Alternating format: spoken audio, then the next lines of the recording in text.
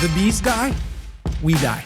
Honey's pretty easy to fake. It's like farm-raised salmon, right? What's up, guys? Welcome to this episode of the podcast with Eric Mason. We're talking about bees today and honey. And we're not just talking about bees from the perspective of this cute little insect that you might have gotten stung by when you were a kid. We are talking about bees in agriculture. We are talking about bees in ecosystems. We are talking about bees and the future of our planet. 1 in every 3 bites of food we eat has been pollinated by a bee. But 70% of our agriculture crops are also pollinated by bees. So my guest is Eric Mason. He is the executive director of Save the Bee.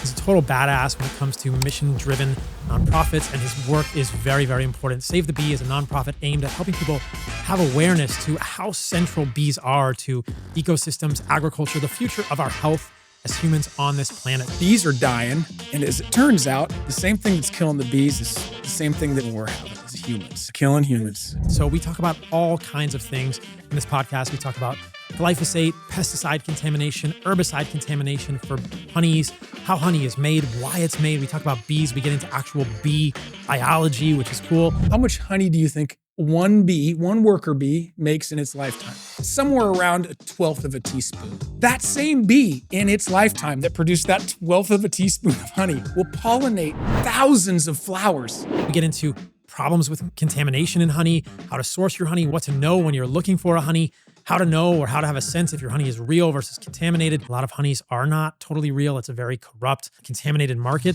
What our seed manufacturers decided that they could do is that they could just coat the seeds beforehand. And the EPA actually regulates the spraying, but they don't regulate seed production. For honey to be glyphosate free, it has to be in a bubble, right? The hive has to be at least 5 miles in every direction. We dive into all sorts of things. We talk about the future of the planet. We talk about how central bees are to our existence on the planet as humans. And so if you're not eating honey, you've heard me talk about this on other podcasts. It's a healthy food for humans. It has all sorts of biological effects that are healthy for humans. People throw shade at me sometimes. They say honey is just sugar, but it is so biologically diverse. There are prebiotics, like you said, there's pollen, there's royal jelly, there's propolis. So you're going to learn all about bees, how they make the honey, why they make the honey, when it's contaminated, how to avoid that, and we'll give a message of hope at the end about how we move forward. But I think raising awareness for bees, the production of honey in the right way, is crucial for our survival as Homo sapiens on this planet. 88% of the managed bees were in a 20-mile by 120-mile area of California pollinating the almond crop. This has been called a Super Bowl of pathogen sharing. Enjoy this episode with my friend Eric Mason. I'm so excited to learn more about bees. In Costa Rica, I have Mariola bees. That's what I heard. So we're going to talk about all the species. Before the podcast, you just told me there are 20,000 different species of bees, which blows my mind. 20,000. But I have stingless bees at my house in Costa Rica, and I love the honey from them. Yep. But I want to get stinging bees. And I thought I was sophisticated saying, I want to get Apis melliflora. Is that what they're called, the species? Mellifera, yeah. Mellifera. Yeah. And I want to get those bees but I thought those were the 2 main species of bees. I had no idea there were 19,998 more species of bees. But I've heard, so I had a friend that told me that when she worked with bees, it was sort of this hive experience. It was like a greater consciousness. So we'll get to that in the podcast, but it's a very interesting thing for me. And I'm all about honey. My audience knows I'm all about honey. Yep. And you are the executive director of Save the Bee, which is a nonprofit devoted to what? Saving the bee. Amazing. Saving the bee. And we are sort of in the midst of, like many people do in their lives, a sort of a recreation. So we sort of operated as a small nonprofit for about 10 or 12 years. And over the last 2 years, we've reformed our board, we've reformed our mission, and we're really trying to take this effort to save the bee really out to a much larger audience. It's part of the reason I flew down here to talk to you, because I wanted to build a relationship with you, and I'm looking for great people who are aligned with what we're trying to do. And we do 3 things, essentially, is we fund research and development, research on bee health. So we work with WSU and Oregon State University at the Bee Lab. We plant pollinator habitat, largely in industrial crop areas, to try to help make the bees healthier as they're migrating around the country now, as a matter of fact. And then we do awareness and education. So last week I was with 30 kids with a demo hive talking about bees. And of course, bees and honey always go together, but we really talk about the larger story. And this is really, I would say, the crux of our mission now, which is education and awareness. Bees are dying. And as it turns out, the same thing that's killing the bees is the same thing that sort of is the problem we're having as humans. Killing humans. Yeah, killing humans. And humans and bees are intimately linked. I think a lot of people listening to the podcast understand this, but lay this out for us, because I think a lot of people don't understand where their food comes from. You know, we go to the grocery store, we think, and I'm guilty of this, you know, you think like my food comes from the butcher, right? Right. It's not until the last few years of my life that I've understood that my food comes from a farm where there's a cow being grown, or a farm where they're growing, you know, bananas, or hopefully in Costa Rica without pesticides, or farmers in Costa Rica that I get my food from at a farmer's market in Costa Rica. And I have bees on my property now, the stingless bees. So I see how they make the honey. Right. But like help us understand why bees and humans are so intimately connected with our food supply. All right. So it's an amazing question, and it really is one of our main goals here, because I feel like we've buried the lead. The lead is bees and honey. That's the thing we all talk about, right? This golden elixir from ancient times that humans love. That's a full food. It's healthy for you. It's not sugar. It's sugar, obviously, but it's not sugar, but it's not pure sugar. No, and it's a food. It's food. Yeah. It's not processed. Yeah. It's hopefully not processed. Yes. But we buried the lead, because here's the truth about the bee and its intimate connection with who we are as humans and how we live. So 1 in every 3 bites of food we eat has been pollinated by a bee. We'll talk about why that's great and why that's problematic later. And you know this from how it traces down into honey. But not only that, but 70% of our agriculture crops are also pollinated by bees. 70%. 70%. And what about the 30% that are not pollinated by bees? Wheat. Okay, not pollinated by bees. No, wind pollinated. That's a garbage. Grapes. Fruit. Okay, well, wind pollinated. Well, wheat is garbage anyway. I think. Right, but it's that. And while that's true, let me just talk about the 70% that is, because it's fruits, nuts, berries. I mean, I know you eat fruit. Every single fruit you have. I mean, I always say that a bee carries on its wings or in its pollen pockets the next generation of food. It's wild. From one plant to the next. Yeah. So the other piece of this is that alfalfa and clover, what our meat eats, what our chickens eat, is also pollinated by bees. So if bees, people don't realize this, bees are a keystone species. If you've traveled the world and you've ever seen a Roman arch or a Greek arch, there's a stone right in the middle that holds up the entire arch. Right. The bees die, we die. Everything dies. We die. We go. Yeah. I mean, now we'd probably still live, but you can go online and find things like, here's your produce section with bees, and here it is without bees. And like 60% of the stuff is gone. Wow. Your food's more expensive. Our whole food security system here in the United States, particularly since we've gotten into industrial food production, is really determined on the honeybee in particular. But even throughout the rest of the world now, it's also sort of starting to turn this way. But we're intimately connected to the bee. They are the canary in the coal mine for us, and the unhealth of bees sort of reflects the unhealth of our own, particularly in the United States and increasingly in Europe and other places, our industrial farming. But bees, we're like this. We are like this with bees. I wouldn't say we're symbiotic, but pretty darn close. And bees are symbiotic with what they do as well. I mean, all of these plants that need to reproduce, to make fruit, to have their seeds carry somewhere else, and to keep growing, to be vibrant, and even for crops that are not pollinated by bees, to have a healthy ecosystem in that wheat field, you need other things happening. You want rich soil, you need bees, because that increases diversity of environment, which decreases water runoff and erosion. Ultimately, that leads to cleaner water, and that leads to cleaner air. I mean, there's little that you could put in front of someone and say, tell me how a bee isn't affected, either directly or indirectly and how we aren't affected by the bee that was in part of that product. So bees are a keystone species. I mean, this is the lesson we need to learn. They are intricate to how we're going to survive as a race, and really an early indicator of where we're at in terms of our own personal health and global health. So take me through the life cycle of a bee, because I don't really fully understand this either. There's a beehive, and bees come out of it and they make honey. Yeah. And that's about all I know. But like, how does this work? And why do bees make honey in the first place? Good call, and a great question. So first of all, and I get this wrong all the time, a beehive is the house where the bees live. A colony is the family that lives in there. Okay. I get this wrong all the time. I said it wrong on a thing the other day, and people were like, it's a colony, not a hive. You were giving away colonies, not hives. And I was like, I know, I get it wrong all the time. Okay. But so sort of the basic life cycle of a bee is, let's let's start with what a bee does on a daily basis. Yeah. So inside of a beehive, there is worker bees, and everybody knows the worker bees. This is the thing that most people see. Right.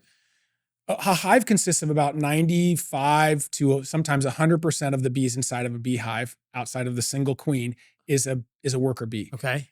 Their job is to fly out of the hive. And just to give you a little insight here on how crazy bees are as collectors, every bee has 30,000 hairs on its body. Wow. Those hairs are they have a little bit of a positive charge. And when they fly onto a flower to collect pollen, that pollen sort of almost jumps onto their hairs. There's an electrostatic interaction. Yeah, yep. And the bee, and what interestingly enough, the flower then, when the bee leaves, actually momentarily has a negative charge. Will have a neutral charge, and so other bees will know, someone's just been there. Okay, so I can just pass that one by and keep They can sense it. They can see it. Yeah, they have 5 eyes, so they can see this, and they can sense it. They know, a bee's been there. I'm not going to go to that particular bloom, so they move on to the next one. So bees go out, they collect pollen. So they're moving. So these worker bees from the hive are flying into flowers to basically collect pollen. And something else. And we'll break this down into nutritional terms. That's their protein. Okay. That's going to turn into the protein that they're going to feed the baby bees, the larva and the brood, what we call the brood. That's all the bees that have been laid by the queen and now are growing to adulthood to become more worker bees, or perhaps a drone, or maybe even a queen. So that's the protein. So pretty simple. Bees are going out to collect pollen. They're not doing it to make honey for you and me. They're doing it to keep their hive growing, keep the colony going. They get the protein from the flowers. Pollen is a protein. Right. So they're doing that. The other thing they're doing is, while they're there, they're taking their proboscis, which is their tongue, essentially their tongue, which actually, again, another one of these crazy facts. It's actually not a tongue. It is a tongue. It comes out, it's like a big straw. But again, just to show their sort of natural efficiency, it actually doesn't, they don't suck it up like we would think of a straw. Their proboscis actually also has hairs on it. And think of a dish towel sitting down, and you spill some milk and you put your paper towel down or something, and it sort of conducts up the paper towel. That's how their proboscis works. They put it down and they stick it into the flower and they pull that nectar out, and the nectar is their carbohydrate. Okay. So you got proteins, you got carbohydrates, you got a food, right? So what they do is then they fly back to the colony and we'll talk about how honey is made, but they basically make that into a bee bread, which is pollen and honey mixed together. And that's what they're going to feed the larva that's going to then eventually become a baby bee. And that bee will then spend about the first 4 weeks of its life inside of the hive working, taking care of others in the nest or in the colony. And then it'll spend the last 2 to 3 weeks of its life out flying around to get more pollen and more nectar. Interestingly enough, and this is again back to this sort of, we buried the lead around bees and honey. How much honey do you think one worker bee makes in its lifetime? And they live about 6 to 8 weeks in the summer. That's it. There's a guess. One bee, I would bet 100 milliliters. How much is 100 milliliters? Maybe that's too much. So if you have a jar here, like let's talk about how much. This jar is 510 milliliters, right? It's 510 grams of honey. So this is half a liter.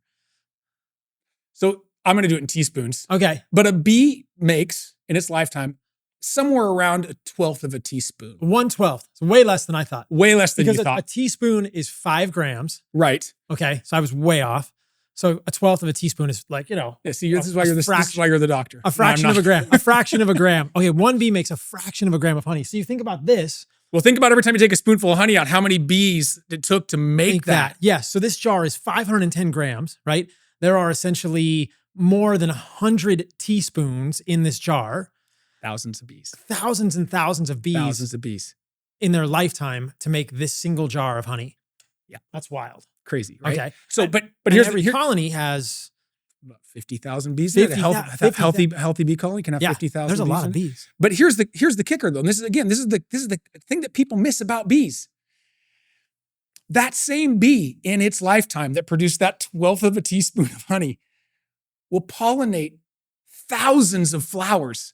So thousands of apples and oranges and squash and potatoes, all of these fruits and vegetables that we eat and love, almonds, all of these things that we eat and love are actually, the bees have to do that work. I mean, this is the real value. So when we eat that spoonful of honey, I often talk about like sort of the voice of the bee and seeing the world through the lens of the bee. When you go to cook in your kitchen, I would feel terrible if the only time a person ever thought of a bee is when they're eating honey.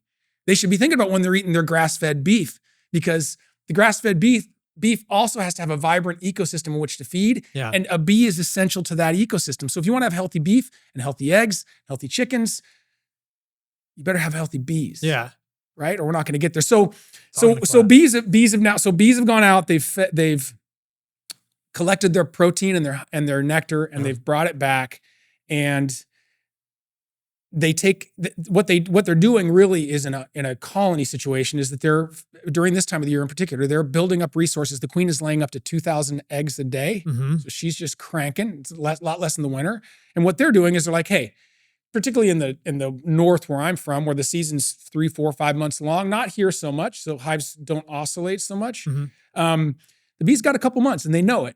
So what they're doing is they're like, shit, man, we gotta get some honey going because come winter time, we're not going to have any. So what they do is then they start going out and getting all the nectar they can, and they start storing it for the winter time. Okay.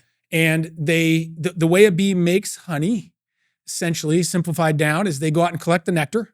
It's always got a little bit of pollen in it because they're mixing it together and making different stuff in the hive, the bee bread that they're feeding the babies. Right. And what they do is they put this, so bees have two stomachs. They have a digestive stomach, and then they have essentially a crop, a honey stomach. Okay. And that nectar goes in there. When they come back to the hive, they transfer that into other bees. So they actually sort of do a profit sharing deal where they transfer it in. In this crop is where you get, you have enzymes in their crop that actually purify the honey. And actually there's just a trace of hydrogen peroxide in there. Okay. And that's what actually is one of the properties that makes honey almost have an infinite shelf life. Okay, interesting. So they transfer this honey to each other 4 or 5 or 6 times. Then they take that nectar now that's been transferred back and forth. So they're sharing it between bees. They're sharing it between bees. They bring back a crop full, and they basically put it into another bee that then puts it into their crop and then shares it with another bee. Why do they do that? I don't know. I wonder if they're doing I think it's part of their own process of purification or mixing diversification. Between because you would imagine that a crop, I bet that a bee has a specific microbiome in their crop. Yep. And maybe my hypothesis would be they're sharing it, so they're mixing the microbiome. Right. They're just getting it more diverse. Who knows? Yeah. When they deem it's ready, I'm not going to get into the intelligence of bees, but when they deem it's ready, they do have an incredible intelligence. Absolutely. Yeah. Absolutely. So what you're saying is actually true. They are mixing for a very good reason, right? I mean, it's much like when we'll talk about how a queen mates, but it's the same sort of thing. They're mixing the diversity, and in the process also getting this hydrogen peroxide in there. And so then they put it into a cell, the classic hexagon cell we thought of, that they've made with wax, which is an excretion that they make from their body. It comes off in little flakes that they've built these cells where they'll both put the babies, the brood, and they'll put the honey. So they put the honey in there. Here's another amazing thing about bees. So they stick the honey into the cell. Right. And then other bees come over and they fan their wings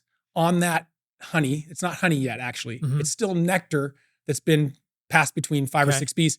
And they fan their wings 200 times a second. Okay. To reduce the water in the honey. Okay. There's too much fluid in there, so they don't like that. It's not going to be, it can't preserve. It's got too much water. This not only does that, but it increases the acidity. And when they determine it's ready, and I don't know how a bee determines that it's ready, but they do it perfectly every time, right? Because we pull the honeycomb out, right? Do our thing, and then they cap it with wax. And they put a cap on it, and now that is sealed. And we, there's these apocryphal stories of, honey being taken out of Egyptian tombs and still being edible. I don't think anybody actually ate it, but it's still, but you could. Oh, I would eat it. Are you kidding? Yeah, me too. I'm sure somebody ate it. Yeah. Like, I hope so. I want to be the guy. Yeah, give me some 5,000-year-old Egyptian honey. Yeah, for sure. I'm sure somebody ate it. So did they put the larva in there with the honey? Or does the no? Those are that's in a different set. So when you look at a typical frame, and I need to get a suit on you, and we need to get into get into the bees. That would be so much fun. So if you look at a typical frame, I don't want to wear a suit, and I'll tell you why later. But. Well, that's okay. I will tell you a quick little story. I wasn't wearing a suit on Saturday morning. I was at a thing we do called Bee Day, and it's where we take orders for backyard beekeepers, and we bring over a bunch of colonies, and we sell them essentially out to these people. So each box has 3,000 bees in it. And I was put in charge of basically cutting all the boxes apart. And these boxes are really kind of fragile. So by the time they get to where they're going, there's actually just bees everywhere. They're getting out of the boxes. They're escape artists bees, as you can imagine, like many insects are. And I'm glad that we had a day between this interview and then, because I did the math, and I handled about 500 to 600,000 bees that day. I got stung twice, but on my ear. And so yesterday when I flew in, my ear was absolutely just completely blown up. That was the only sting you got, and I didn't have a suit on. So I handled 500,000 bees for 2 hours, 3 hours. Didn't get one sting. And I handle my bees without a suit most of the time, but not all the time. There's times when you're going in to do some, like you're moving you realize a colony needs to move to a new hive. It can be pretty disruptive. You see a lot of stuff on the internet where people do it without suits, and I get it. But there's times when it's like, you know what? I'm gonna piss them off today because I've got to do something for their good, So it's like, all right, I'll wear the suit sometimes. But usually when you're in there just doing hive observations and in there checking stuff out, seeing what's going on, seeing if they're looking good, I open my bees up all the time. And bees do recognize me. I mean, my 3 hives in my backyard, they know me. I can tell when they're agitated. This is what I've heard. This is why I want to get some of these apis bees, but we'll get to that. Yeah. So the bees, they go to the flowers, they drink carbohydrates like sugar water, essentially. Well, sugar water plus plant chemicals from the flowers. Definitely not sugar water. They're fed sugar water by commercial beekeepers. We'll talk about that. Yeah, that's not the same. Yeah. But they're drinking a nectar. A nectar, which is much more biologically complex than just sugar water. And different from, you go to a maple tree that has nectar, and you go to a tomato bloom that has nectar. Those are different things. Absolutely. Yeah, this is why things. This is why honey has a terroir like wine. Exactly. Because why you got it right why there. you see, an acacia honey, a clover honey, a buckwheat honey, a sage honey, a manuka honey, which we'll talk about. Yeah. They're just different trees or flowers that the bees are pollinating and drawing the nectar from. That's why it becomes a named honey, is my understanding. We try to do those here in the US, much like organic. It's harder for us, but in Europe, that's a bigger deal, where they put bees in places and keep them there for honey production, and can do that a little easier. We do label our honey with different appellations and sort of, single crop, but it's a little less effective here in the US just because of the nature of the beekeeping industry in the US. They're getting into we'll talk about what that looks like. Yeah, I want to talk about that. So they're getting the carbohydrates, they're getting the protein from the pollen, they're bringing it back to the hive. They make the bee bread, which you said is a mix of honey and pollen, and they feed that to the larva. And then they're sharing and royal jelly, which is an excretion that the nurse bees give off, and they do that for the first 3 bees for every bee in the hive, with the exception of when they're ready to produce a new queen, and they feed them that royal jelly the entire life cycle, and that they produce a queen. So a queen doesn't produce a queen. A queen produces female larvae across the board. That's all she produces. So all the worker bees in the hive are females, with the exception of the few drones that are produced. And a drone's only job is to mate with queens. Really? They do one job. They don't feed themselves, so they're fed by the worker bees. Okay. They don't defend the hive. They actually are a burden on the hive, and you'll see at the end of a bee season, when the drone time is done, you'll actually see the worker bees drag the drones out and kill them. Essentially, the females drag the males out. Yeah, the worker bees are all female. So it's basically just the worker bees. Yeah, the females would drag them out and be like, we're done with you. You've done your work, and now you're just draining resource. And they kill That's them. Resource we're going to need to make it through the winter. Yeah, and they're abandoned essentially, but they can't care for themselves. You never see a drone on a flower because they don't do it. They don't have their role. They don't have the proboscis. They don't have they can't do any of it. They're big. And most people have never seen a drone because they're in the hive. And when they do fly out, they fly out to mate with other queens, and they have a drone mating area, and they'll go up and congregate, and a queen will fly out from a different hive, and they'll smell her with their pheromones, and they'll mate. And so then they die after they've mated. So they either get pulled, they either sit around and do nothing and try and then get killed, or they mate and die. So the drone's life can be be a little disappointing, or they get to pass on their seed, but then they die. But most of them don't. So yeah. But there's like a collective intelligence in bees. It's interesting. Yeah. It's a bigger mind, I think, rather than the individual bee. But so that the drones will move out of the hive and potentially inseminate a different queen, not just the queen. They don't ever inseminate their own queen. Because she's already presumably been in. She's already for one, she's already fertile when they've been hatched. Okay. When the drones have been hatched. And queens go out, and so a queen will leave. So let's say there's a new queen born. Let's say a hive is queenless, and they knew they were going. So again, you talk about hive intelligence, sort of Game of Thrones inside of a hive. Right. What the worker bees will do if their queen is underproducing. So a queen can. I go back a second. A worker bee lives 6 weeks during the summertime. A queen can live 4 or 5 years. Oh wow! But when she starts to become unproductive or dies, the hive will take 6 of those regular cells that would have produced a worker bee. They will build them a little bit bigger, and a little bit larger to accommodate a larger bee, and they will feed them royal jelly the entire time, and that will produce a new queen. The royal jelly. And the royal jelly is a secretion from the nurse bees. That's correct. And the nurse bees are different than the worker bees. They're worker bees. They're bees. just a different life cycle, different time in their life cycle. And doing a different job. So they're not out getting pollen and all that stuff. They're taking care of the brood and they're in the hive. The first queen to emerge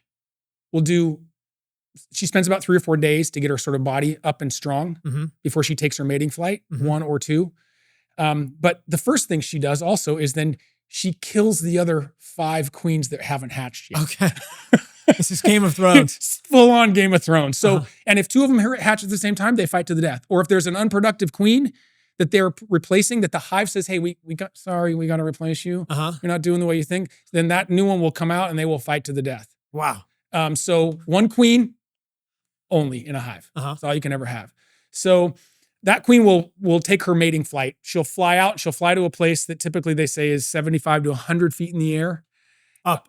Wow. And that's why we've also never seen drone bees, because they're way up in the sky and they're typically along a tree or a building, somewhere where the air is calm. And the queen I don't know how the queen knows where to go, and I don't know how the drones know how to go up there, but this is where they go when they leave the house, right? They go to this spot and they congregate and they wait for a queen to fly by, and then 10 to 15 of those drones will mate with that queen, and that gives her enough genetic diversity for the next 3 to 4 to 5 years of her life. So she stores the sperm. Essentially, yeah. For her whole life. And then comes back and starts laying eggs. So she only has to be inseminated once. That's right. But it's by 12 to 15 other bees. And those drones only mate with queens from other hives. And they know that. They know how to, they can tell, hey, that gal's from my hive. It's not going to happen. I'm going with this gal from this other hive down the street. They're mixing genetics. Yeah. Okay. Wow. Wild stuff. Yeah. Crazy. And then so when you are collecting honey, you are pulling out a honeycomb, these hexagonally shaped wax cells that are full of the honey that has been fanned and shared, the nectar shared among the bees. Yeah. And it's the right acidity, it's the right pH, it's the right viscosity. Yeah. How long does it take to make honey? Like when you pull honey out of a hive, how long does it take to like how long does the beekeeper use to produce that honey? Yeah. So like from one season to the next. So if a colony is starting, like how long has that honey been in the cell? All right, guys, just want to pause the podcast for 1 minute and tell you about our honey from Lineage. Obviously, we're talking about a lot of problems with honey in this podcast. And this is why I wanted to build Lineage. And one of our keystone products is our honey.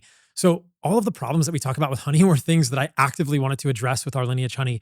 So this honey is organic. It's glyphosate free. We test every batch of honey for 450 plus contaminants, metals, pesticides, etc. But in the creation of the honey, we also do not feed the bees any sugar like we talk about in this podcast. They're only fed on their own honey, and it's truly raw. So when the honey is collected, there's no solvents, there's no heat. It's really the best honey that I've ever been able to find, and I'm so happy to share it with you guys.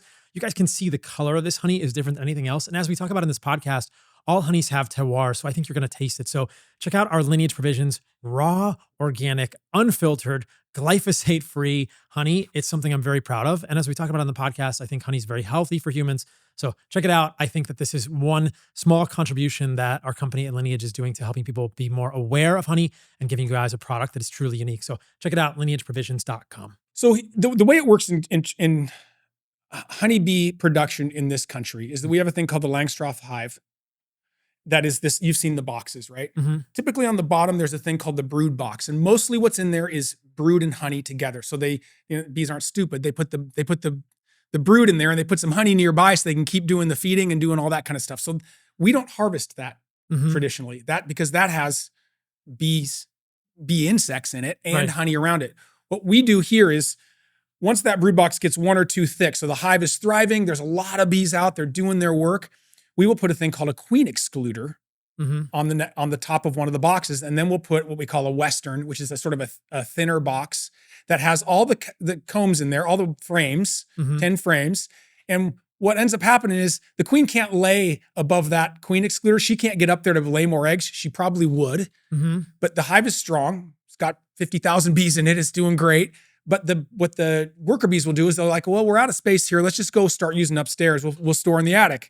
So they store in the attic. They'll do that over the course of a month or 2 or a couple of weeks. And then when the seasons end, so for us in the Pacific Northwest in July, we'll go on and we'll pull off 1 or maybe 2 and sometimes 3 of those westerns, and there can be 10, 20, 30 pounds of honey, and it's pure honey. There's no brood. There's none of the other stuff. It's just pure nectar fanned into protein. I mean, they'll build out the comb and do all the stuff they do with the wax, because again, they're thinking, hey, if she comes up here and we need to start laying, we need to have the whole ecosystem ready. But we're basically relieving the bees of that extra honey. And then of course, leaving enough so that they can overwinter, because in the winter, that does become that's how they survive. They eat the honey. Yep. The bees eat the honey in the winter. Yep. So when I was in Tanzania, I was hunting. By the way, I've been there as well and been with the Hadzabe as well. Amazing. So I saw that. I was like, oh, I got to talk to him about this. Yeah, we will talk. So we were out hunting baboons, and I've talked about this previously on many podcasts.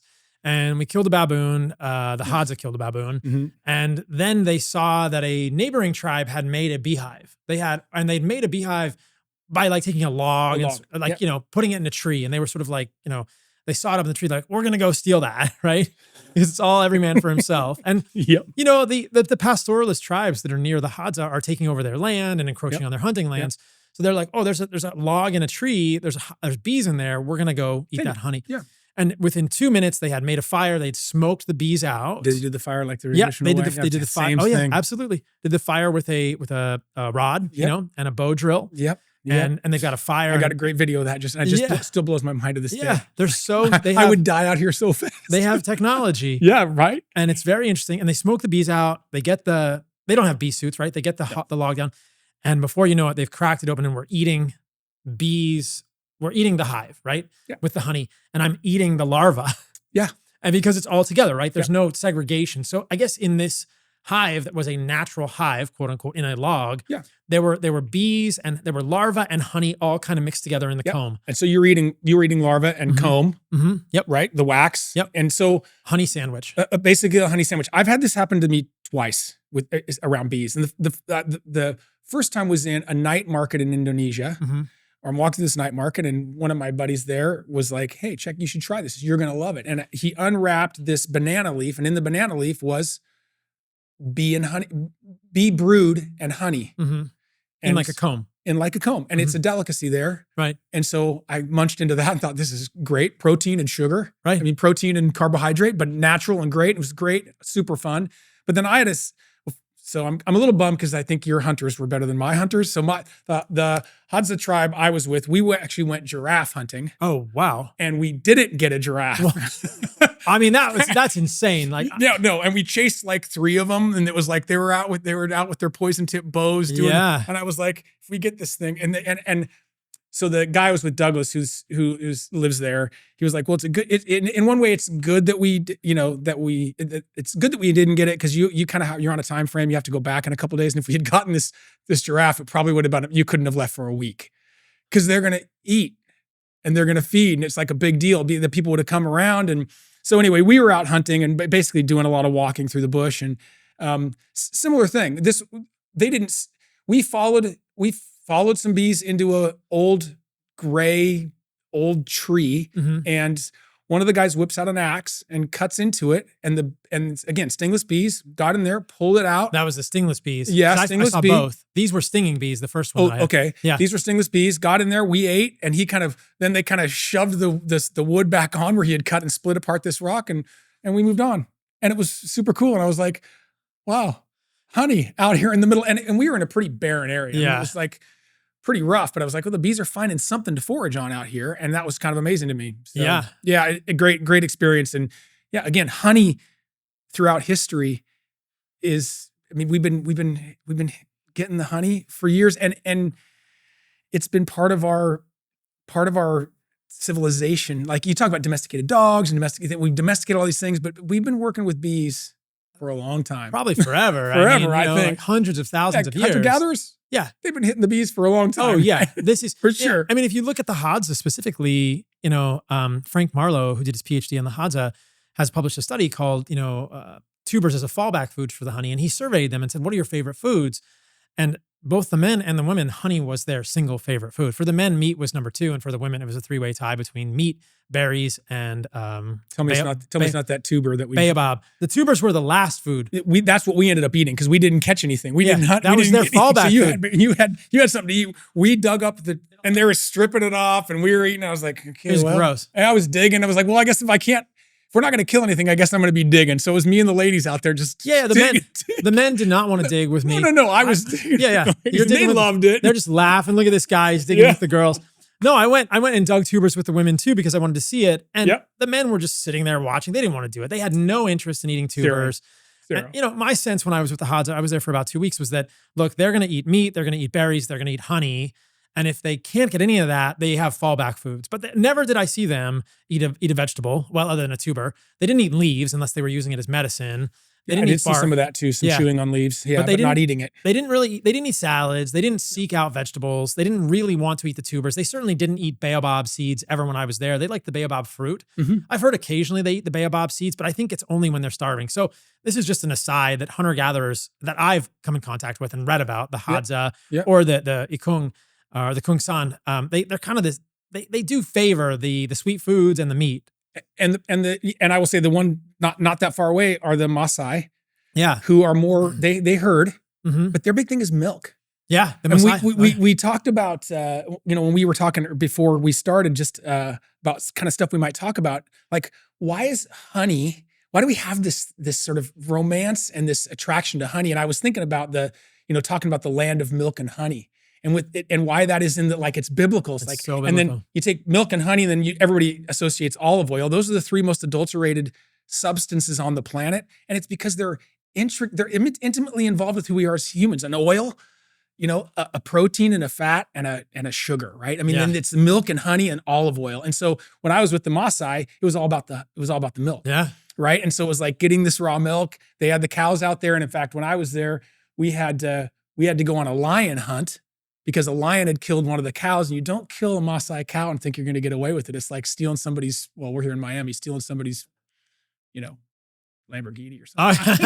All right. It's like you're in big trouble if you take somebody's cow in that part of the world. So anyway, just an interesting thing about how there are ingredients in our world that are tied to our humanity and our life here on Earth, and they've gotten a little out of balance in how we get them and how we fake them and how we put them into people's diet and say they're there. I was watching TV this morning, had it on in the background while I was getting ready, Honey Nut Cheerios with real honey and high fructose corn syrup and 50 other ingredients. Let's talk about that. But they're talking about honey. Yeah. When I was growing up, Honey Nut Cheerios were pretty high on, that was one of my favorite. That's an institution. It's a horrible cereal because it's full of glyphosate and other pesticides in the oats.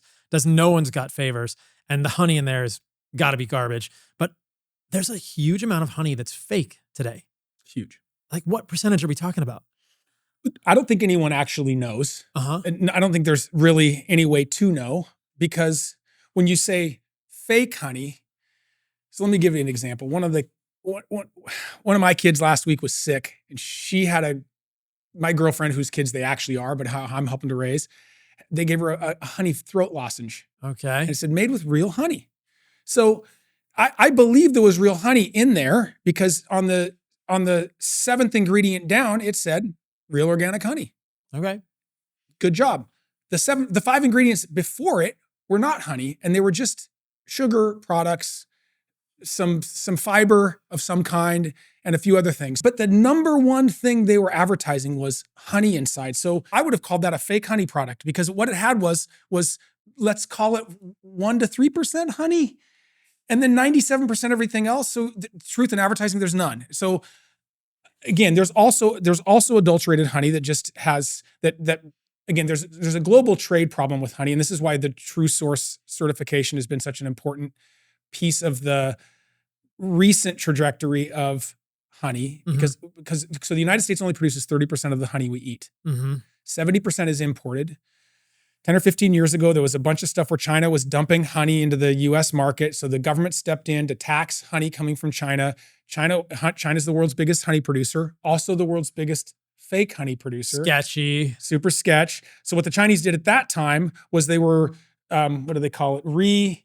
It's not reshoring, but they were basically sending their honey to Thailand, having it labeled as from Thailand, and then sending it to the United States. No, this honey's not from Thailand. We don't have to pay the tariff.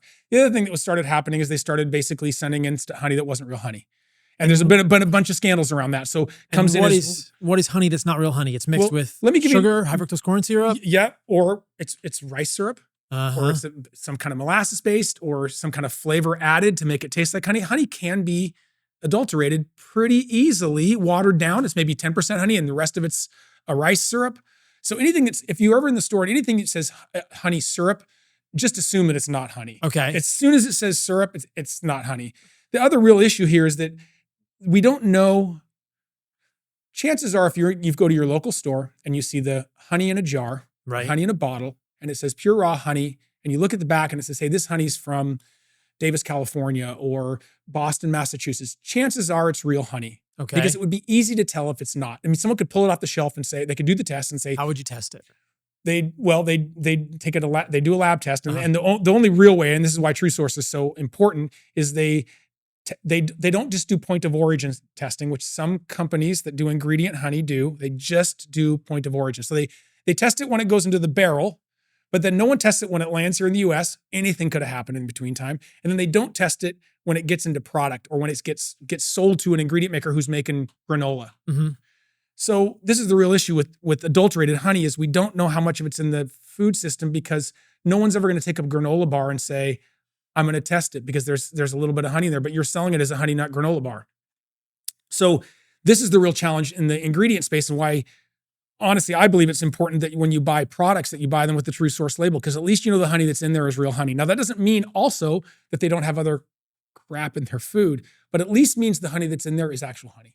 I mean, if I go to the grocery store and I look at the plastic honey bear, that's what I call the 900-pound bear in the room. Yeah. When I talk about this sort of like honey pollination challenge we have, it's the 900-pound honey bear in the room. That's what people think of when they think of honey or bees. A honey bear. Yeah, a honey bear. It's very good marketing, but it's in plastic. So I would never buy it in plastic. Yep. But I'm thinking, like, what are the chances this is real honey? What are the chances this is adulterated? I don't know. I've seen some studies that 30 to 70% of the honey on the shelf has some sort of contamination. Who knows? I don't think that, I wouldn't dispute that number because I don't know, but it wouldn't surprise me because of how easy it is to adulterate honey and to make things look like honey. Let me give you another example. And this is here in my own neighborhood, right? So in the Pacific Northwest, and maybe we get a little bit into how industrial beekeeping works. Yeah. And so there are times when you get into a dearth. The bees you're worried about your colony surviving over the winter, or a colony's not as strong as it could be because there's not enough sugar and pollen in the area. So what beekeepers will do, and what I've even done when I first started beekeeping, was I make a mixture of white cane sugar and water, and I put it on top of the hive, and the bees come up and they grab it and they suck it all down, and they go down into the hive and they get fed, but they also cap it. When you send honey off to the place in Germany where they do the real tests, they will be able to say, that's not honey. There's no pollen in it. There's no nutrient in it. We can tell that that's not honey. It's sugar water that bees have processed. Exactly. So honey's pretty easy to fake. If you just put, it's like farm-raised salmon, right? Right. Put some food into it and it looks like honey. It came out of a beehive. What do you want, bro? Well, it's not honey. It's not fructose corn syrup put on top of a beehive. Yeah. So the bees make capped honey. Well, it's not honey. And you can tell, I can tell when I taste it. I'm like, well, this just tastes like sugar water. It doesn't have the same biodiversity. It doesn't have the chemicals. Doesn't have the terroir. Right. It's missing that thing that makes terroir, it honey. Right. It blew my mind to learn, and you can correct me if this figure is off, that there are hundreds of chemicals in honey beyond, because people throw shade at me sometimes. They say honey is just sugar right? Not And true. it does have fructose and it does have glucose, but it is so biologically diverse. There are prebiotics, like you said, there's pollen, there's royal jelly, there's propolis. I want to talk about all this in the honey, Yep. trace amounts, but there's over 300 plus chemicals in there that we can characterize, right? I mean, hundreds. Am I correct? Well, I don't know about the total number, but what I can tell you is, I'm going to kind of give you the bad news. I mean, maybe you're saying this is the bad news, but like a study just came out from a woman named Sarah Scott. She's a UK-based bee researcher, entomologist. Mm-hmm. She just did research on legacy cities. So I think that she did this in Detroit and Ann Arbor. And what she did was she went in and started looking at bee colonies that are in urban environments that are feeding on the dandelions and the local plants and the local food. And what she's finding in the comb and the honey is trace amounts of lead and arsenic and all this stuff. So these are pieces of property that haven't been industrialized or had human touching them for, let's call it 25 years, but they've had a 100-year history of humans being involved. And she's finding lead in the honey. So your statement of like there's hundreds of compounds in honey, yes, if you look hard enough, you'll find anything in honey, because bees, again, they're not only a keystone species, they're also the canary in the coal mine. They're picking up whatever's out in our ecosystem. And so, I mean, and we can get into, glyphosates and other things. And that's that. I mean, it's a big one today. First of all, and also honey is definitely a sugar. It contains a sugar. Yes, but it's twice as sweet as sugar. You can use less of it, therefore, in your cooking. But I would agree with you. It's a food. It's a food. It's got a protein in there, right? It's got pollen in it. It's a food. Well, it's interesting to me, and we can talk more about this at the end of the podcast if we have time, but I've done different videos about this and we can link to them in the show notes. If you look at the medical research with honey, right, it actually improves the oral microbiome. It improves teeth health. It actually can improve, candidiasis in the mouth. It has antibacterial. People think if you eat more honey, you're going to get more cavities, but the research actually suggests the opposite. Right. There's research suggesting that it improves glucose tolerance. I was going to say, doesn't it not spike your insulin as much? It's not so much about insulin because it does have sugars, so it's going to cause an insulin response, but it changes things probably at a metabolic level in your gut that improve insulin sensitivity, it looks like. Because in a head-to-head study, they took diabetics and they fed them an increasing amount of honey over 8 weeks. I've seen this study. Yeah, at the end of 8 weeks, they were eating, I think, 125 grams of honey a day. So 125 grams is like a quarter. A lot of honey. That's a quarter of this jar, right? I eat more than that a day, man. You're still got rookie numbers. You got to get those numbers up, bro. But I eat it out of the hive. Just so okay, yeah. So like a quarter of this jar, that's what they're eating a day, and their blood sugar goes up some. I think it was an average of like 7 milligrams per deciliter per day versus the non-honey group, maybe 10. But their insulin sensitivity improved. So yes, if you give a diabetic a food that contains a carbohydrate like sugar, their blood sugar will go up, but their insulin sensitivity, which is the real problem in diabetes, improves. Right. And I'm not necessarily advocating for 125 grams of sugar. Yeah, don't be drinking honey in a diabetic. Okay. But like, look, the goal in diabetes is to improve insulin resistance. And I think that in Western medicine, we miss the mark and we're mostly focused on treating blood sugars. Often we're treating blood sugars at the detriment of insulin sensitivity because, and this is an aside, we'll get back to the bees and the honey in a second. All right, it's good. When we give people sulfonylureas, when we give people insulin, we are worsening insulin resistance. So sulfonylurea drugs essentially flog the pancreas into producing more insulin by messing with the sodium-potassium pump in the membrane. They change the polarity. They cause depolarization of these beta islet cells in the pancreas, and you flog the pancreas into creating more insulin. You essentially exhaust the pancreas, or you worsen insulin resistance with the main ways that we treat diabetes today. So we're treating it all wrong. And from a medical standpoint. Yes. And what I would say, I'm going to dumb this down. I'm not the doctor. I'm an anthropologist more than anything else. Food is good. Not food is not good, right? And so eat food. From where, and honey is a food, a highly refined sugar dumped into our products isn't food. I often say that it's like, look, we're not going to eat a product tonight. We're going to eat a food. We're going to eat foods. So if you eat foods, you're going to have all the positive impacts that you're talking about outside of how we're treating it.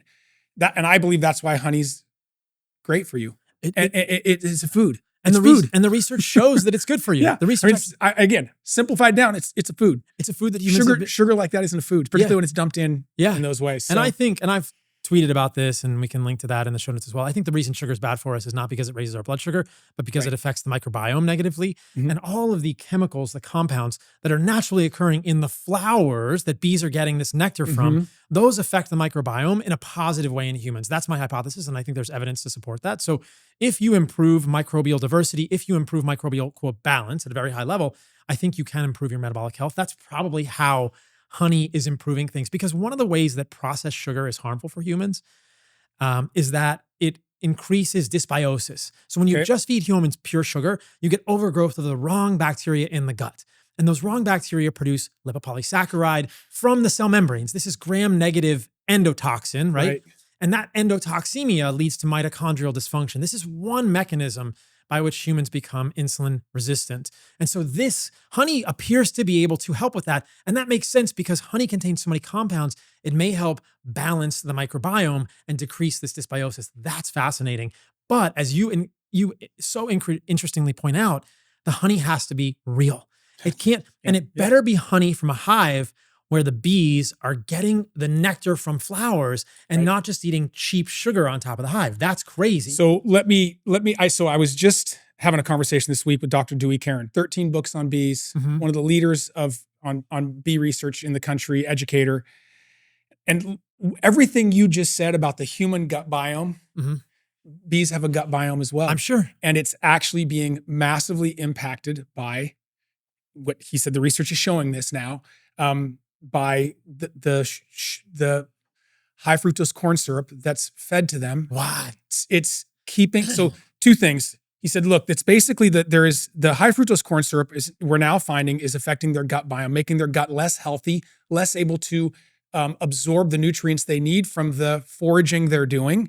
The other thing is so quick aside on pesticides. I actually don't mind the word pesticides, but I think pesticides is, in my mind, a dandelion isn't a pest. So I prefer to refer to them as herbicides. Sure. The glyphosate, right? This is something to kill weeds. An insecticide, not a pesticide, because pest I think is the wrong word. We're in the wrong mentality there. An insecticide is something that kills insects. In many farms, there's also a rodenticide, something that kills small animals, and fungicides. So there's something that kills fungus. So I prefer we just say, oh, that's the thing that kills insects. That's the thing that kills plants. That's the thing that kills small animals, and that's the thing that kills fungus. So in the case of neonicotinoids, or neonics is what they call them. This is the insecticide that's used prophylactically around the country in our industrial farming. In the US. In the US. It's sprayed, it's saturated, it's injected into crops to kill off certain insects that would harm a particular plant. It's becomes systemic in the plant, and the bee picks it up in its pollen and in the nectar. What the research is showing is that while it does have negative effects, and bees can overdose on it, they get disrupted, they can die immediately, or they can get disoriented to the point where they can't get back to the hive. It shortens their lifespan. It has a bunch of negative effects when it's overdosed. And of course, the literature is always like, well, at the doses we're doing it, it's non-harmful. Even at those low doses, we're finding it in the honey, and we're finding it in the pollen. It's in the wax, which is where the babies are living. And what they're finding is that it's affecting the bees' gut biome and making them less healthy. So what's affecting us is affecting them. So these neonics are really pretty like all over in our society. Now, in my hometown in Eugene, they've outlawed the neonics to be sprayed in our local parks. Awesome. Here's the real problem. You mean, okay, go ahead. They can't spray this stuff anymore in our local parks, right? And it's against the law in Eugene to do it now. In Eugene and other places, in Eugene and Oregon, there's other towns that have said, hey, we don't want that stuff being sprayed in our parks because we know it's not good. It's an insecticide. It's going to hurt the bees. It's going to have all these effects. We don't want our kids around it. Right. Duh, right? Right. What our seed manufacturers decided that they could do is that they could just coat the seeds beforehand. And the EPA actually regulates the spraying and the saturating of neonics, but they don't regulate seed production because seed production is a product. What happens when that seed goes in the ground? 90% of it, 80 to 90% of it goes into the soil. Same effect. The rest of it goes right up into the tree or plant, and the bees are still getting it, and the insects are still getting it, and it's still in our system. When you talk about living in a toxic soup, many of the plants that you even buy at your local nursery have a coated seed, so that it's more successful for you as the backyard gardener. So what I would encourage people to do, I mean, if you ever want to be a beekeeper without getting the bee suit and all the tools, is when you go to and I think Lowe's and Home Depot have said they were going to get rid of these coated seeds, these neonic coated seeds. Right. But I walk those stores like you walk the Whole Foods and the Costco looking at the food, and I'm looking at the labels. I don't see anything on there where they're advertising it that this is a bee-friendly plant. Sometimes, but I don't. If I could make a suggestion, of which I would have many, is when you go to, if you're a backyard gardener, and many people are, they're growing stuff. They're putting ornamental plants. Ornamental plants also get coated, seed coated. Ask where that seed came from and what it was coated in, because you're literally putting a toxin into the ground. Not to mention that it typically comes in a plastic container into the ground even before you do anything. So then it goes into the plant, and then the bee comes and pollinates the plant, and then the bee is suffering because it has less healthy of a gut biome. And much like the example that's been used for me a lot is much like DDT was supposed to not be bad for birds, didn't kill the birds. But it broke down into DDE, and DDE thinned the eggs, and that was killing the birds. But everybody said DDT is safe for birds. Look, the birds are fine. Yeah, but the birds' offspring aren't fine because they're dying in shell.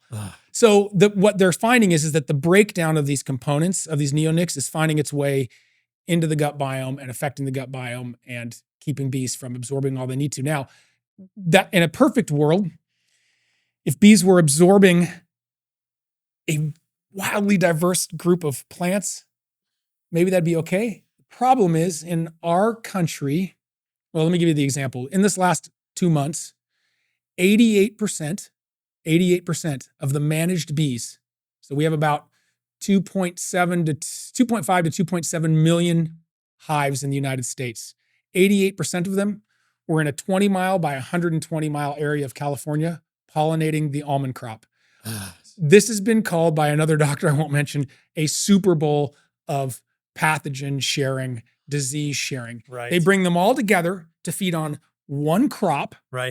And almond, we do 80% of the world's almonds, but we've industrialized our bee production. So the bees are migratory workers. They get on a flatbed truck, they travel to California, they feed on a single crop. Now there's groups trying to, including Save the Bee, they're trying to make sure there's other things there for them to feed on, but they feed on a single crop. They get back on the truck and they drive around the country then to do the citrus crop, the blueberry crop, the apple orange crop, or the apple and cherry crop. And so our bees end up moving from crop to crop to crop to crop. And they're basically eating on, okay, so I know you hate McDonald's French fries, but essentially they're doing McDonald's French fries.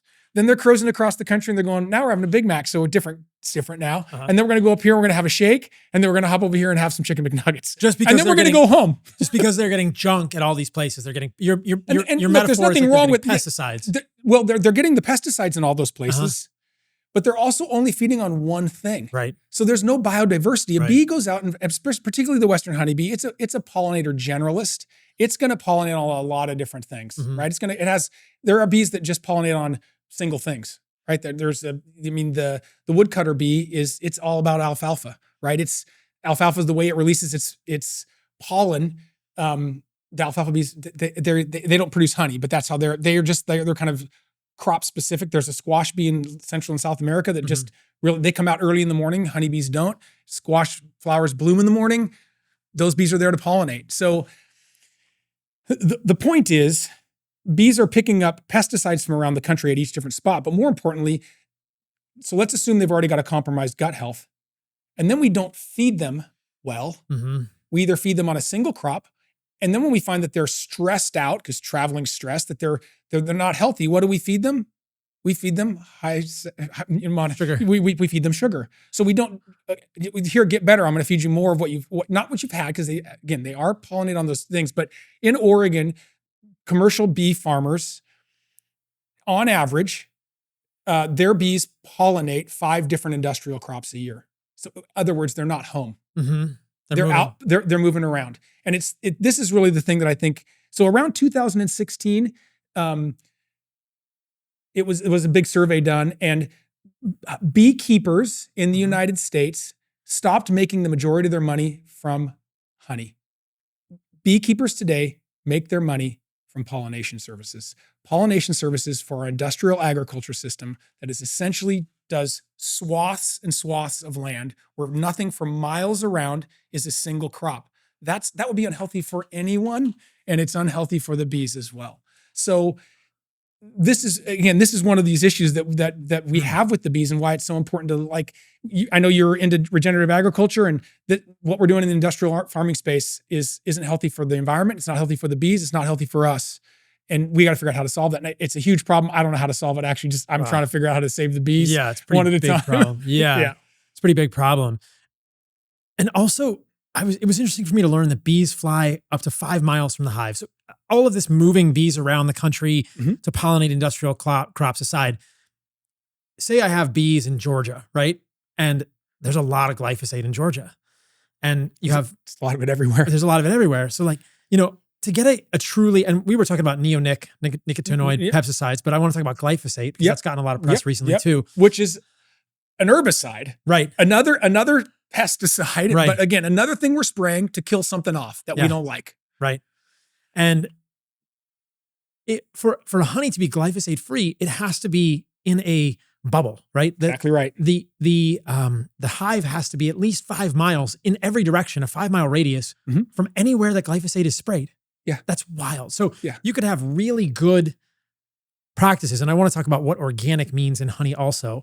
So presuming you have an organic honey, and we'll clarify what that means, in Pennsylvania, if that farm that has the quote organic honey is next to a farm a mile or two from a farm that's spraying glyphosate, an organic honey isn't organic. Could contain glyphosate. Well, it can't be organic. What does the organic certification on a honey mean? Because it doesn't really mean that it's glyphosate free. When they test, yes, but you have to test it for the glyphosate after to make sure it's actually free. Right. But they can, which is what you guys do with your honey. Yeah, and I want to talk about that. That's why I'm so proud of it. So for a honey, can a honey be labeled organic and still contain glyphosate? Because my impression is that it can. What is organic? It certainly could. Yeah. Yes. What does the organic mean on a honey label? That there's no pesticides used in the hive production, or how does a honey get labeled organic? So there needs to be a bubble, just like you said. And really? They also can't use anything in the hive that would be considered so they can't use an herbicide, they can't use a pesticide in and around the crops or in the hive. Okay. So they've got to do it on their farm. In the 5-mile radius of, let's just call it their forest. Right. Where they're what if their farm doesn't have a 5-mile radius? Then right. Have their shit out of luck. I don't know. Because I've also talked to beekeepers who say that some beekeepers will use insecticides in the hive because of mites or something like this.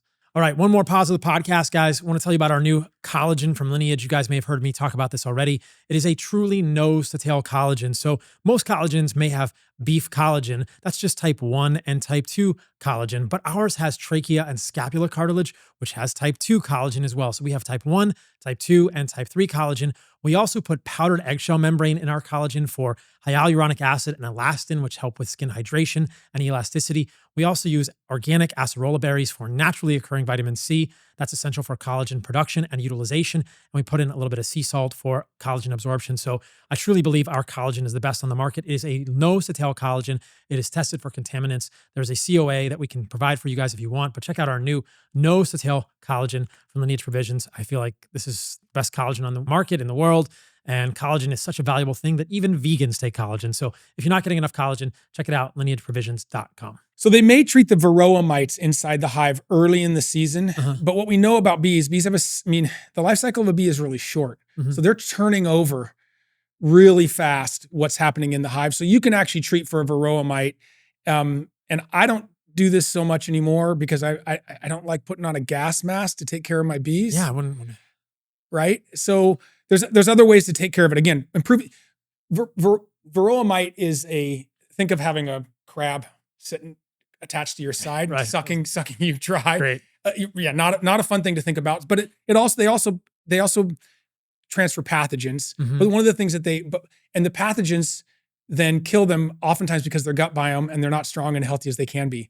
So weakened hives because of pesticides, insecticides, food. So the varroa mite is preying on a system that's already sort of broken. Mm-hmm. So I don't know for sure, but my belief is probably that they could probably do a varroa mite.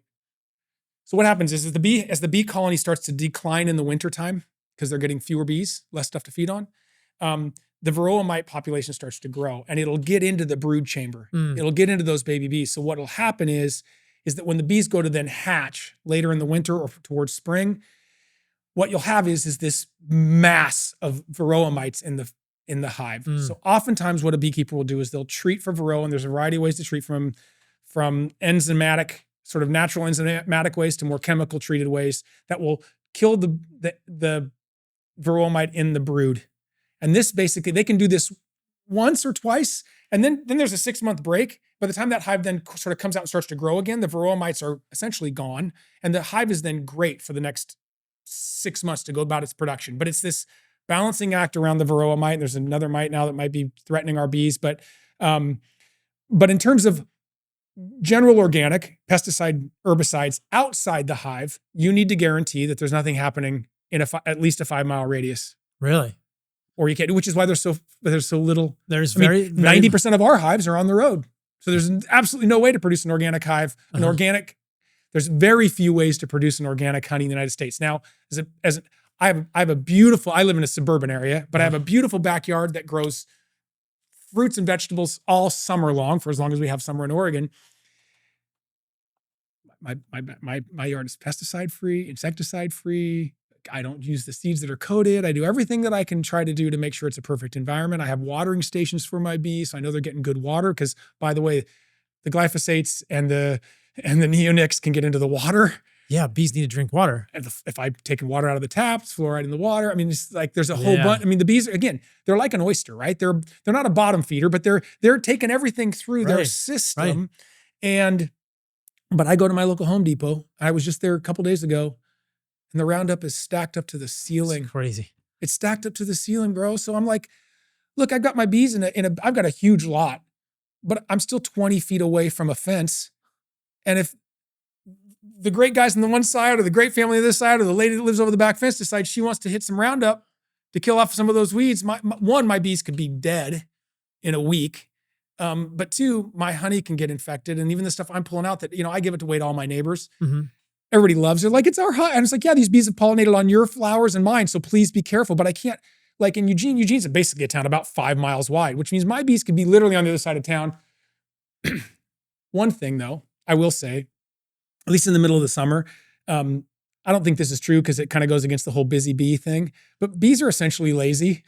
Okay. If they've got lots of biodiversity, bees not stupid. They're not going to fly 5 miles away if they got what they need nearby. No. So I try to make sure my backyard's blowing up so that all my bees are in my backyard. And look, there are days when I walk out of my backyard, and my backyard's bigger than this studio, a lot bigger.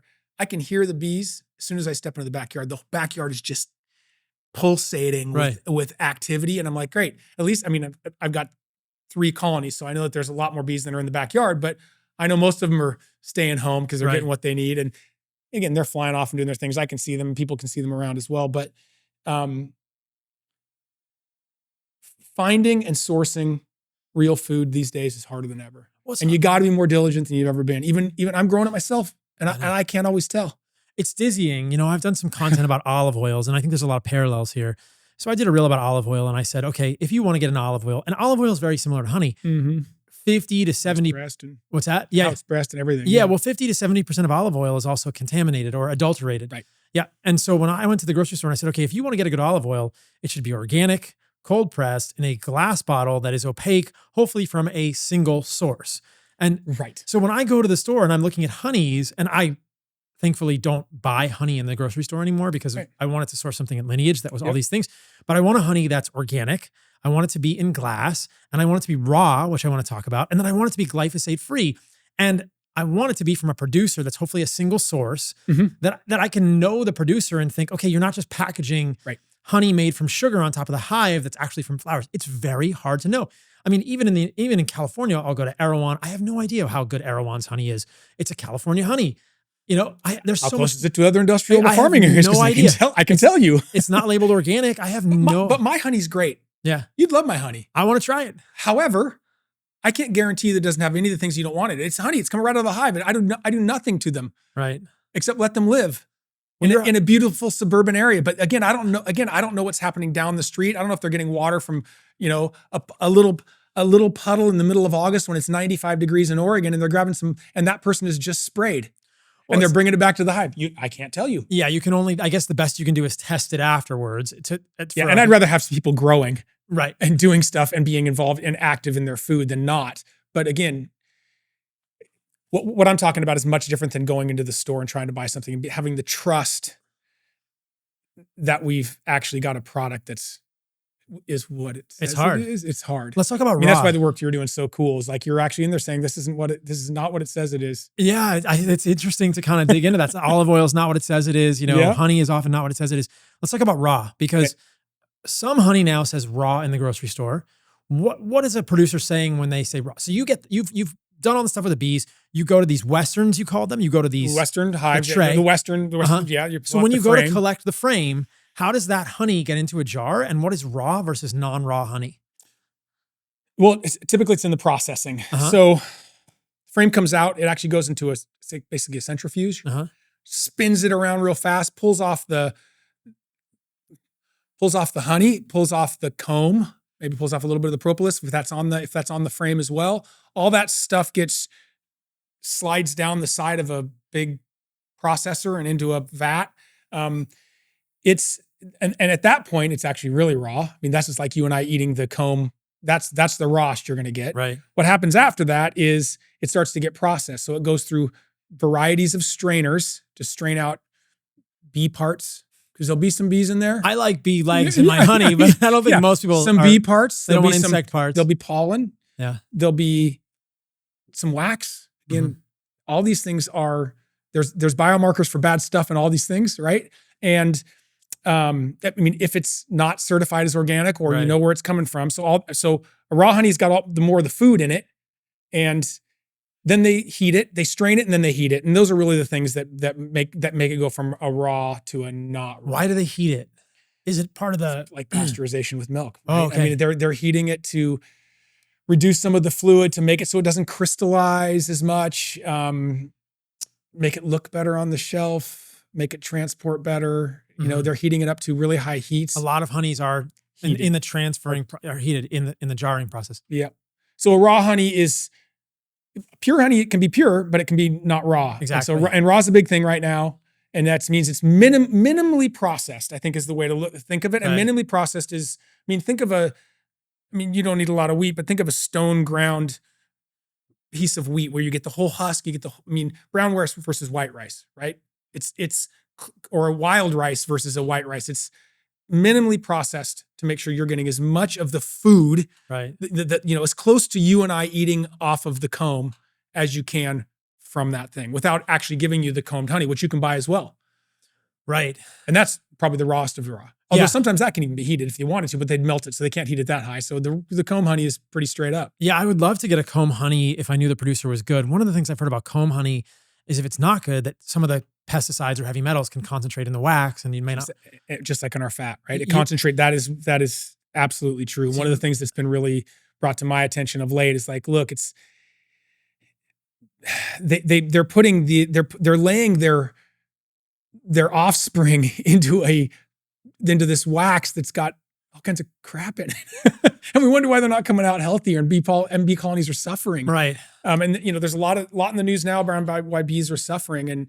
And again, we've talked mostly about two, but they talk about disease and mite and disease and mites and other things. And they talk about global warming, but much of what I'm seeing is if we really just concentrated on pesticides and diet and the bees. Yeah. And this third thing of like our industrial food system ships our bees around the country. That's crazy. Moving around is hard for bees, and it's hard for them on a variety of levels. They're exposed to more pathogens. They're exposed to poorer food, less diverse food.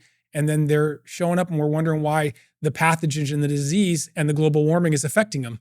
Well, it's because we're putting them into this precarious situation because, here's the interesting thing. We had 6 million beehives in the United States at the end of World War II. Today we've got 2.5, 2.7. Wow, it's gone down a lot. It's gone down a lot. So we've got fewer bees doing more work. We're producing more food, right? But we started, I mean, I'd be interested in you to like talk about at some point, like the food industry from World War II on, because that's really when we started doing industrial food systems. That's when like our pesticides, our herbicides and our pesticides and insecticides really started to take off, 70s, 80s, 90s. I mean, and people are like, well, you seem pretty pessimistic about the future. I'm like, actually, I'm very hopeful about the future.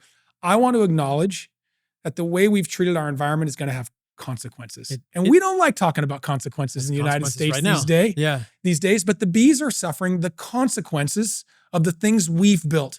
Our obesity rates in this country, again, just like the bees, not healthy, are tied to the consequences of the food systems we've built. And, I often say, save the bee, save the planet. And the same thing that's ailing the bees is the same thing that's ailing us. Well, like you said, they're a canary in the coal mine. I think it is an indication, and we don't think about it much, but the neonicotinoids was the first sort of indication that I had heard in the last few years saying, oh, this is causing colony collapse.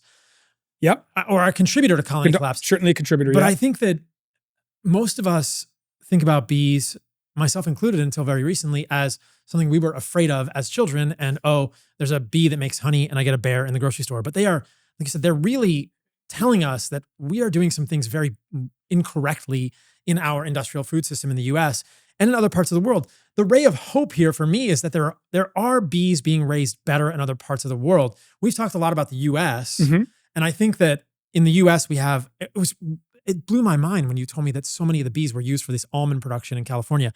I'm convinced basically all of them. Almonds are horrible. I think almonds are not good for the human gut. They're really hard to digest. That's a separate subject for a different podcast. They use a huge amount of water. Some people who want their almond milk latte, they're not going to be happy with it. Well, I mean, look, they should be drinking raw milk from cows anyway, which eat grass and alfalfa, which are pollinated by bees. I think I am very strongly of the position that our country would be better off. Economically, it would change a lot of almond farmers' livelihoods, but our country would be much healthier without the almonds in California. You said we produce so many of the almonds for the world. 80% of the world. 80% and I think they're a crop that just creates a lot of problems for us. Water issues. And now bee issues. Well, I mean, the bee issues all along, but water and bees, they're connected too. So yes. Yeah, it's a bad thing. And so, but it's interesting because at Lineage, we sourced our honey from the Yucatan, which is interesting because in the Yucatan Peninsula in Mexico, I guess we were able to find, in the Yucatan Peninsula in Mexico, we were able to find regions where there were not a ton of pesticides sprayed around. And so, so anyway, I have gifts for you. There's like wild jungles. Yeah. Places where you can actually, there's like, I've been to apiaries. Now these are apiaries that are bees that are traveling, but you should see some of the apiaries where these beekeepers keep their bees in the off season. Beautiful forests with nothing for miles around. Miles. And they overwinter there in those places. Like, man, let's just plant some pollinator habitat here. Let's just repopulate what's happening. Let's make sure the farm down the road, that's the one farm close by, is diverse and get them to sign something that says we're not doing anything. Let's keep 100 of these hives here and let's just produce some great, but there are places to do it, but it's harder and harder in the US where I think it's easier in some places that still have the opportunity to maybe we should take our national parks and say, let's do bee production in our national parks. We absolutely should. We've got great swaths of land that are owned by the government that you can't put anything else on. Let's put bees in those places and let them produce an amazing, healthy honey in our own country. Yeah, it's interesting that bees are so intimately linked to farming, and so much of the farming that we do in the US is industrialized or pesticide laden with glyphosate and other pesticides. And so it's just this sort of kind of sinister, collusion, and the bees we built it. Yeah, we've built it. And the bees are needed to do this pollination. You said they're moving around to pollinate all these crops, but they're not always moving around to pollinate crops that are organic, and they're getting exposed to things. It's not good. Actually, I'd say pretty rarely. Yeah. Are they going around to pollinate crops that are organic? Organic's become a thing, but I'm not convinced that an organic crop has an organic farm next to it, or that it's, I don't know.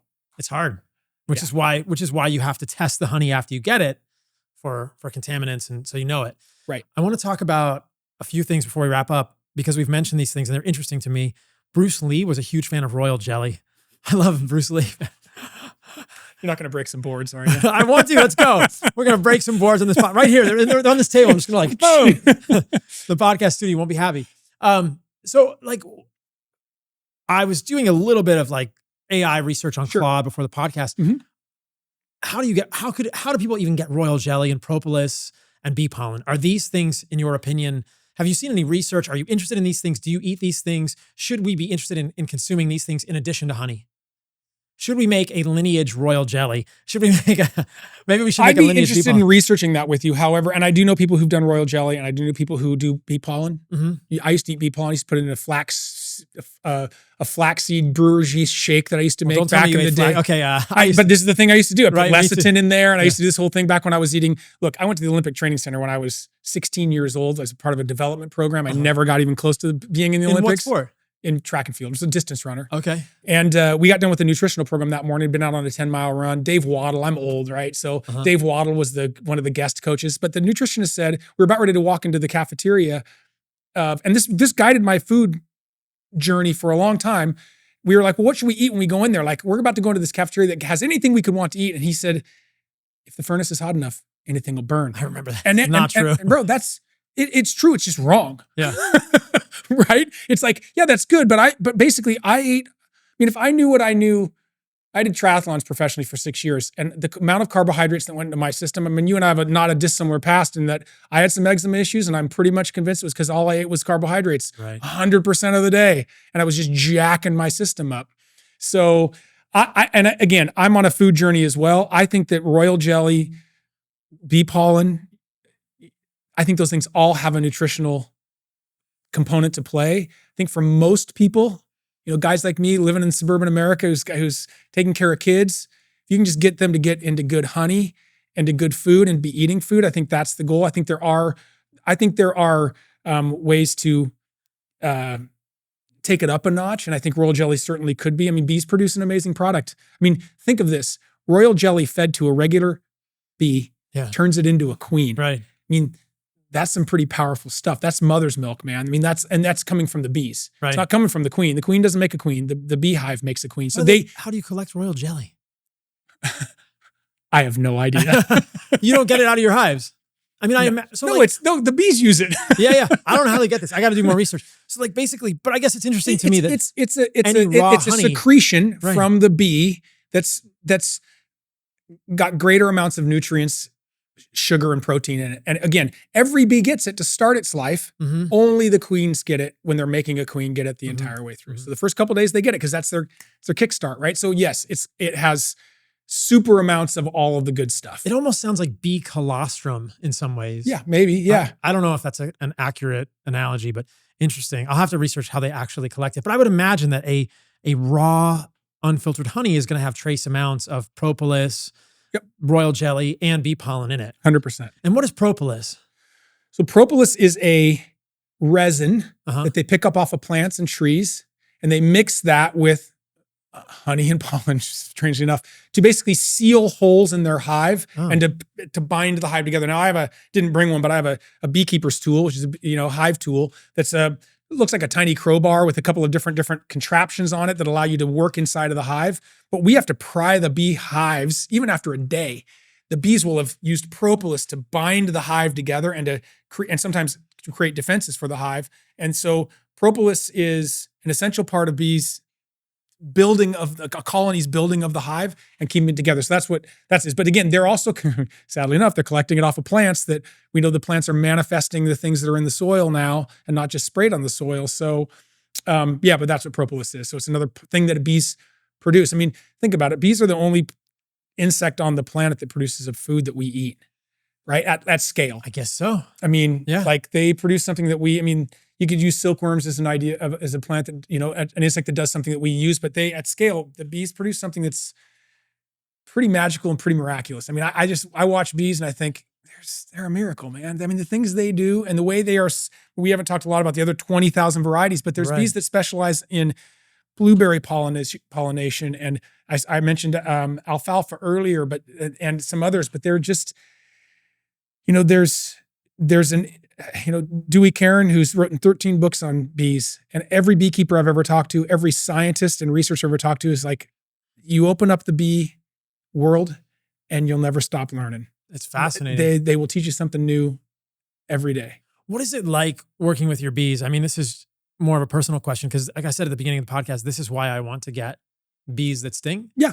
I was told that it felt transcendental in some way, right? There's It can. a broader. So you said the bees recognize you.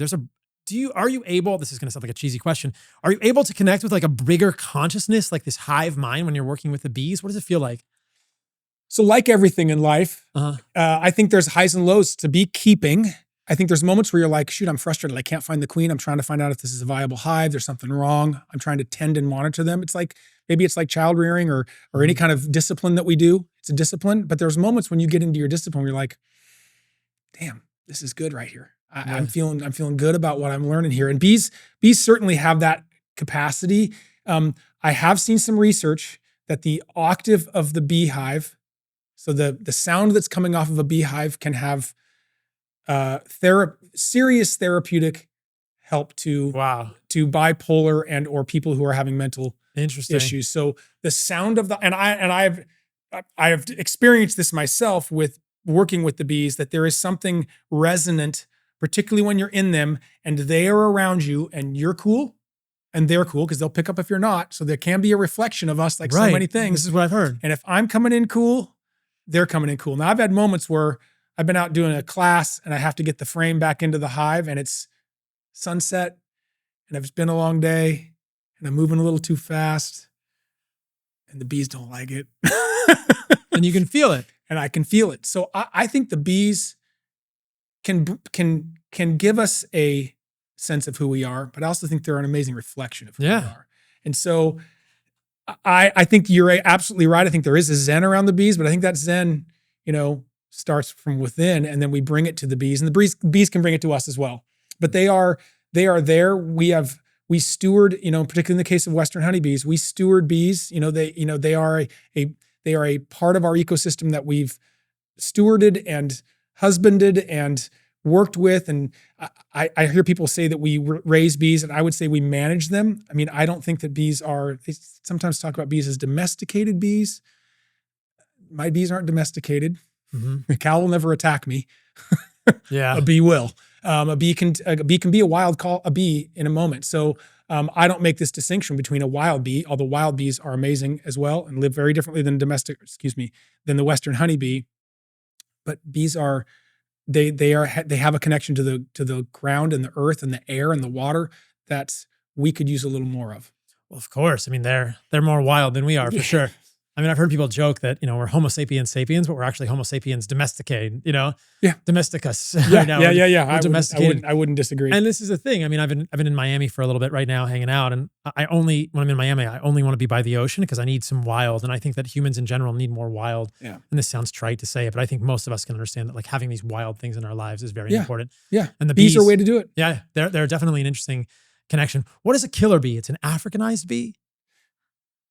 Well, they are Africanized bees. There was actually an outbreak here just a few years ago in Florida, and I think they had it all eradicated. But yeah, it's one of the species of bees that kill other bees and flay them up in some way in some places, like a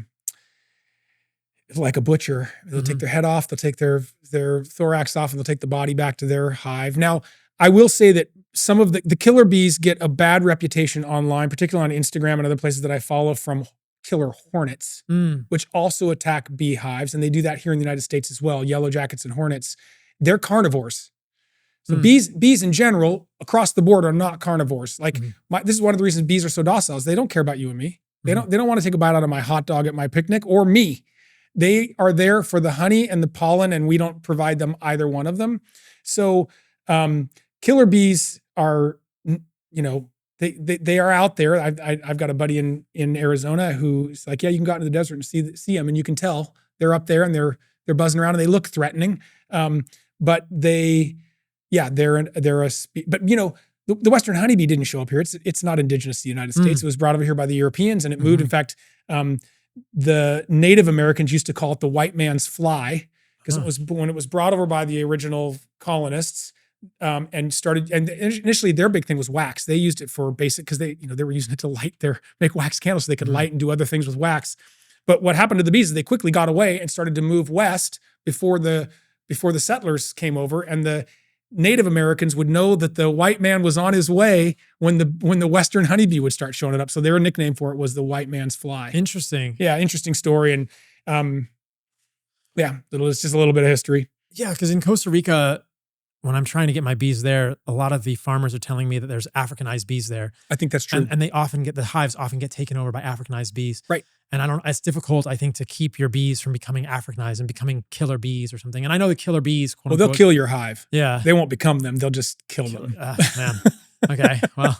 So you don't have to worry about that, and you'll know.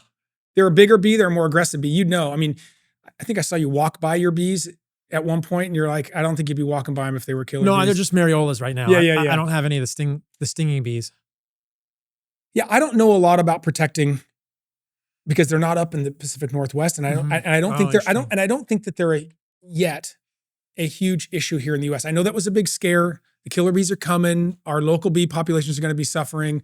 But frankly, that's like being afraid of Freddy Krueger when really, getting onto the freeway is what you really should be afraid of, right? It's true. I mean, it's like there's so many things threatening our bees right now. And again, it's the same stuff that's threatening us. So I'm not worried about someone breaking into my house. I'm worried about what I'm feeding the kids for dinner. Fair. Right? So as a general rule. Yeah. What's the path forward here? How do we save the bee? How do we create an environment that's more regenerative for bee farming or beekeeping? So there's a lot of people doing research. Mm-hmm. There's a lot of people planting pollinator habitat. We do both of those things as well. But what we've really come to at Save the Bee, particularly over the last 6 or 9 months, and some of the stuff that we're getting ready to launch, is we believe the only way to do this, much like you with you're on a mission to help people be healthier through the way they eat, is that we need to leverage an army of people that don't typically think of bees and pollination, bees as a keystone species. And we talk about sort of Save the Bee becoming with an army of other people, the voice of the bee, mm-hmm. and to think like a bee. And so I think we've just launched a program called Save the Bee Beekeepers. And our tagline is, you don't need a white suit to be a beekeeper. Okay. And it's just building an awareness from people like they've done with organics or sustainability or looking for the better product in the store, is walking into their store, walking into their life, walking into their backyard, and thinking through the lens of the bee. So our goal is to bring people on and just, be able to say, I am a beekeeper.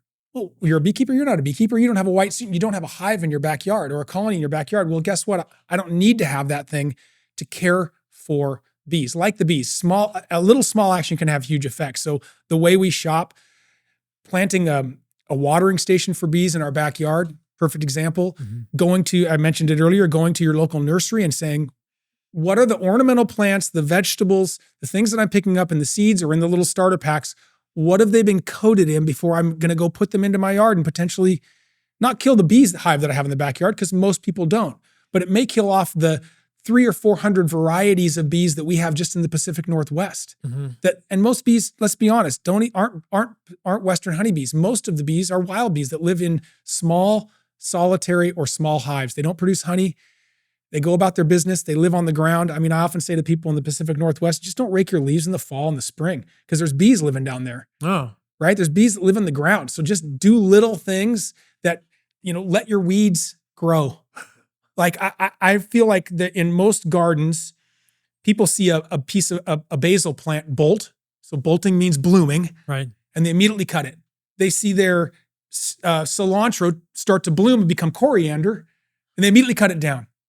Well, guess what? That's bee food. Right. You're cutting out. I mean, so you've gotten the basil, you're happy, but then as soon as it starts to have a flower, you cut it off so you can get more basil that you'll never use, and the bee suffers. So I think this takes a movement, and that's part of the reason I'm here to talk to you, because you're interested in making people healthier. I feel like there's really no difference between what you're trying to do and what I'm trying to do, which is I'm trying to save the bee because I believe saving the bee makes my children healthier. I think it allows me to slow down and be more peaceful. I think it allows me to think clearer. I think it allows me to be better, stronger, faster, And so I think there's a lot of people talking to beekeepers, and I think there's a lot of people talking about industrial and just systems, but I think there's a huge swath right in the middle, and it's the everyday person who doesn't they walk into a store. They walked on that one aisle. I was in the healthy market down here the other night. And I walked on the one aisle. Of course, I went to see the honey aisle because I want to see what they were carrying. But I also walked down the produce aisle, and I walked down the deli aisle, and I walked down the salad dressing aisle and the egg aisle and all these other places where bees are just as involved. Yeah. They're and everywhere. so that's the thing we're trying to do is just, if I, if I could wake up in 2035 and there was a Save the Bee label on products and services that we knew were taken into account, the bee, like a 1% for the planet or an organic certification or whatever the thing is that allows us to mainstream the bee and be that voice. And it's not Save the Bee, it's the people who will come on and help us do that work. Mm-hmm. That's the thing that I think we're missing, because the bee's been misrepresented to just be a honey dude, or a honey gal, excuse me. Yeah. No, I think we need awareness. And I mean, maybe in this next 4 years, we'll get some awareness at the level of the EPA. I think that— I hope so. And I mean, there's new people in all of these government agencies now, FDA, HHS. And I think that there's probably room for conversations around what these pesticides are doing to bees and the way that bees are being raised. That hopefully will happen. I think that it's, like you said, it's a canary in the coal mine. It's a clarion call that if the bee health declines, we're going to suffer as humans. And so we already are. Yeah, absolutely. So I think the first step is doing podcasts like this. Thank you for coming on. Yep, my pleasure. Great to be here. Getting people into the awareness perspective of saying like, okay, what is honey? What are better honeys? What are worse honeys? How do I support these things with my dollars? How do I talk about these things? How do I think about my own little 1% of everything, right? My backyard and my neighbors' backyards and my neighborhoods. Because you were saying, in Eugene, there's no pesticides allowed in the parks, but I'm thinking like, I don't know what happens in Miami. And I drive by golf courses in Miami and I'm thinking, what environmental disaster? Yeah. That's a general rule. What pesticides are on? That's not an ecosystem. What pesticides are on there? What are on your shoes? So I think that there's just, it begins here with an awareness that hopefully then begins to ripple out to people. Yeah, and you guys are doing it with your honey, right? I mean, you're producing. Thank you. I'll take that gift. This is amazing. I mean, and truthfully, what you're doing with this is hopefully a bellwether. I hope so. I mean, you have it tested for purity, and I think purity needs to mean something. It's tested for purity. We test for 450. It doesn't mean it needs to be devoid of all the bee stuff. No, right? It's raw. It's raw. It has propolis. It's food. It's food. And we tested. Thanks for this. I've cooked with this before. Okay, I got tallow. I got our new nose to tail collagen. You got the full lineage suite, and I got some creatine for you. Do you take creatine? I do. Okay. One of your buddies, I can't remember who it is, was advertising a creatine gummy the other day. And I went and looked at the creatine. I looked at the creatine and it was good. The gummy, not so much. Yeah, the gummy. And I mean, there's I was like, why'd you have to pack it in a bunch of high fructose corn syrup? Yeah. I mean, it's easier to get down, fair enough, but. I mean, creatine's so tasteless. I don't know why you have to put it in a gummy. But there's interesting research about creatine now, maybe with like 10 to 20 grams a day. Who knows? I'll talk about that more soon. I've done some of that. So I have a gift as well. Thank you. So we have one of our most avid supporters makes these Save the Bee aprons. I love it. I've seen you cooking in Costa Rica. I'll put one on. I brought you one in black because I know you wear a lot of black t-shirts. Or if you're going to go shirtless, I got you one in white. Okay. Because I also know you do. You're in your kitchen. You're working it. Thank you. So there's a couple of Save the Bee aprons.